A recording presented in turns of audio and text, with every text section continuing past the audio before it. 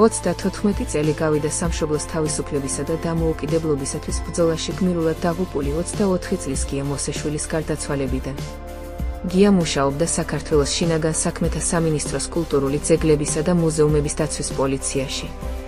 1991 წლის 23 თებერვალს გია მოსეშვილი გაგზავნილი იქნა 25 კაციან ჯგუფთან ერთად ზნაურის რაიონის სოფელ ავნეში, სადაც დაიღუპა სამსახურეობრივი მოვალეობის შესრულების დროს. მისი ხანმოკლე და ლამაზი სიცოცხლეს სამშობლოს სიყვარულით ანთებული გულისწყერავოსი სეპარატისტების მიერ ნასროლმა რაკეტამ შეაჩერა, როდესაც ბრძოლის ველიდან დაჭრილი მეომარი გამოჰყავდა. გიას მინიჭებული აქვს ვახტანგ გორგასალის პირველი ხარისხის ორდენი. გია მოსეშვილის საფლავის ქვაზე იმ რაკეტის ნაშთია აღმართული, რომელმაც სამშობლოს სიყვარულით გულანთებული 24 წლის ვაჟკაცის გულისწყერა შეაჩერა. უფალო, შეიწყალე გიას სული. სუბუქი იყოს, გია მოსეშვილო, შენს მკერდზე დაყრილი ქართული მიწა, შენს სახელს დავიწყება არ უწერია. შენ საქართველომ დაგიმახსოვრა.